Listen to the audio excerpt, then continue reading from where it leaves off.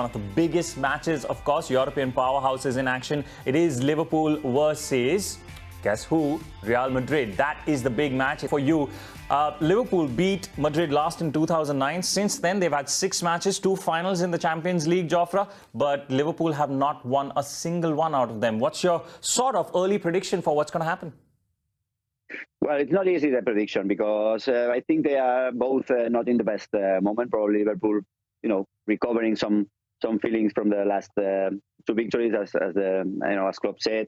Real Madrid here in La Liga, not bad, but not in the best moment. And we all know how Real Madrid is always ready in the competition, and that's why I think Liverpool must be. With all the sense and big attention. But here in Madrid, actually, everybody is saying the same for the opposite, because Real Madrid last season was not in the best, and they achieved the title again. So it's ready if we are always connected 100%, because Liverpool is Liverpool. Yeah, Madrid in a match can be really out of form, and in the last 2 minutes can win it. But we're going to talk about Liverpool, Ronan. You feel that upswing is more on Liverpool's side after the last 2 matches for them? Yeah, I think it is, and I think their forwards are finally hitting form at the moment, and it's good to see for Liverpool fans. It's good to see for Liverpool fans. Maybe not for me, because Manis is filling my timeline with Darwin Núñez memes and things like that. A lot of Liverpool fans will be already looking ahead to the second leg. They'll have a couple of players coming back, but of course for now they have to focus on that midfield, which has been a bit of a problem area. But the fact that they've had those 2 victories, crucial victories, and the goal scorers as well, the likes of Núñez in there, Gakpo in there, how much confidence, Jofra, does that bring to Liverpool? Yes, it's absolutely everything. You know that Real Madrid is coming. You need that kind of moral, and I think Gakpo is probably now in adapting, really adapted, because you need some time to this kind of connection with the teammates. But Darwin Núñez is a big absence, but you have players enough, and you are coming from a couple of victories, and when you are ready for this kind of competition and against this kind of team as Real Madrid, as we said, you need that feelings, and I think we are going to enjoy a lot the match tomorrow. Now, Tuesday night is going to be pretty much 4 teams that have scored 2-0 on the weekend. Real Madrid, of course, one of those teams over Osasuna, 2 goals with their comeback man, Asensio, in there. Jofra, I'll stay with you on that, because how crucial is the fact that someone like Asensio is now scoring goals for them? Yeah, it's crucial. Rodrigo is a very good player, coming from the bench better than starting. He showed that he can be there, but I think Asensio is an extraordinary player. How he score, how he is with experience, with this kind of presence that you need in that competition. It's true that Real Madrid is going to have a couple of absences, important absences. Kroos is not going to be there. Tchouaméni is not going to be there. We'll see if they are playing with Asensio or with Valverde, because of Ceballos. But Marco Asensio is an extraordinary player when he is in the moment that he is now. Yep, he's definitely has needed that form, and he's been finding it. This man will be crucial as well, the workhorse of the team. But, the 2 missing players that Jofra just mentioned, Ronan, Tchouaméni and Kroos, the fact that they let Casemiro go in in the break as well to Manchester United, how much is that going to hurt them?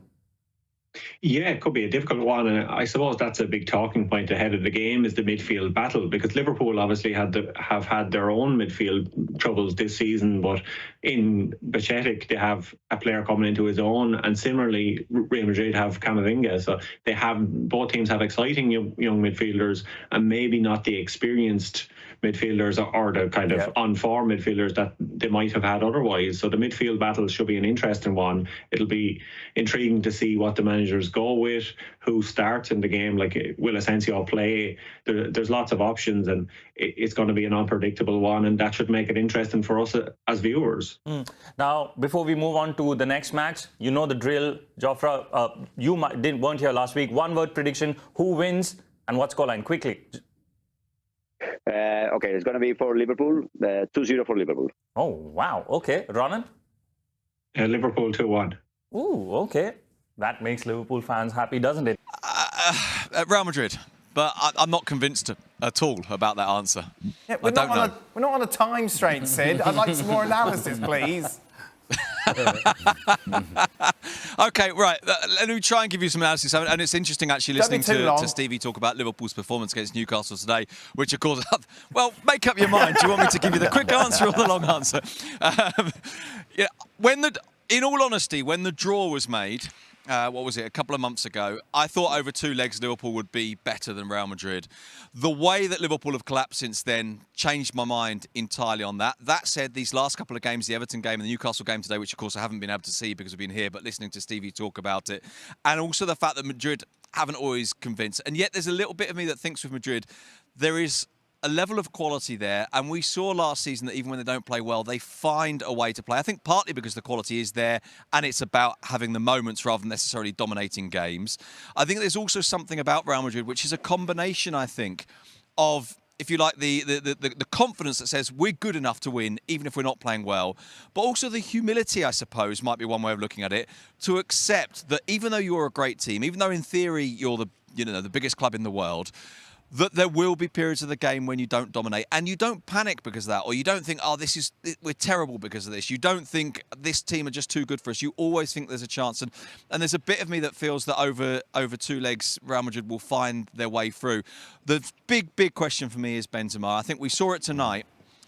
This is a team that attacks much better when Benzema's on the pitch. Not just because of the goals that Benzema scores, but because of the way they attack. And I thought Vinicius was fantastic tonight, despite the 2 missed chances. But they did play the whole game to him. And it was a little bit obvious. And I think they need Benzema there because it gives a subtlety to the attack. If he's fully fit, I slightly lean towards Real Madrid, but with not a huge amount of conviction. Well, I think Real Madrid will go through as well. I say many times for me. Then second leg at the Bernabeu. So I still believe that Real Madrid have big chances to go through in 2 games. That's going to be amazing to watch these 2 teams playing against each other because they're both fantastic teams and managers. But I think Real Madrid will find a way to go through. Vinicius against Alexander-Arnold. No thanks. Listen, Alexander-Arnold today, when my mate Saint-Maximin had to come inside because they were down to 10 men, he must have been doing thank you very much because he had no idea what was going on. And that's against a guy who can be good. The difference between Saint-Maximin and Vinny is there's a world apart. Vinny knows what he's doing.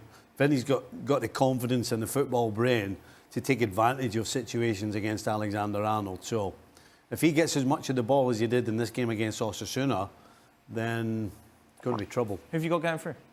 I've got Madrid going through. Really? Yeah, listen. Again, you see, you can argue all day long that Real Madrid are not the best, but they take advantage of situations. And you saw it today, A, with the goals they got, and B, with the chances that Vinny missed. When the ball's turned over, they are at you so fast and so quickly, and generally with quality. And a Liverpool side right now that is turning the ball over too much, that's got danger written all over it for Liverpool. That's my biggest fear is when Liverpool lose the ball. Right. What's going to happen with the likes of Vinny and if Benzema's playing? Just the way they'll get at the back four with pace. That worries me.